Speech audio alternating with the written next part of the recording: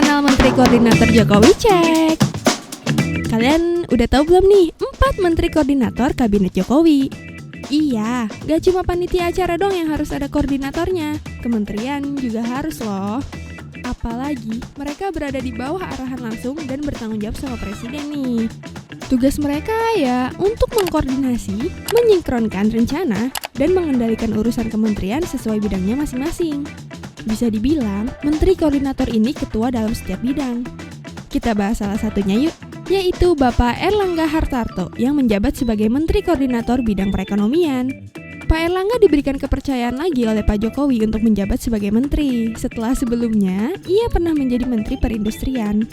Nah, Pak Jokowi memberikan mandat langsung nih ke Pak Erlangga untuk membuat terobosan dan sinergi antar kementerian di bidang ekonomi, sehingga ada peluang kerja yang semakin meningkat.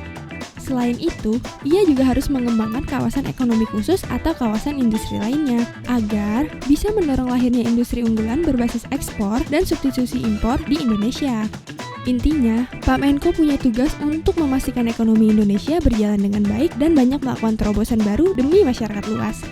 Oh iya, untuk melaksanakan mandat Pak Jokowi, ia dibantu kementerian yang dikoordinir langsung di bidang ekonomi loh, seperti Menteri Keuangan, Menteri BUMN, Menteri Koperasi dan UMKM, Menteri Ketenagakerjaan, dan menteri lainnya yang berhubungan dalam bidang ekonomi. Bicara soal Pak Erlangga, dia juga dipercaya loh sama Pak Jokowi untuk menjabat sebagai Ketua KPCPN, yaitu Komite Penanganan COVID-19 dan Pemulihan Ekonomi Nasional. Dia yang bertanggung jawab soal pandemi di Indonesia dan memastikan ekonomi kita nggak akan anjlok. Makanya, dia memberikan banyak gagasan berupa program bantuan sosial supaya bisa meringankan beban masyarakat yang kesulitan dalam ekonomi di tengah pandemi ini. Oh iya, kalian tahu nggak? Sejauh ini, ekonomi Indonesia makin membaik loh. Kasus yang terinfeksi COVID juga menurun nih. Semoga Pak Erlangga dapat menjalankan tugasnya dengan baik ya, untuk menangani pandemi dan mempertahankan ekonomi negara kita.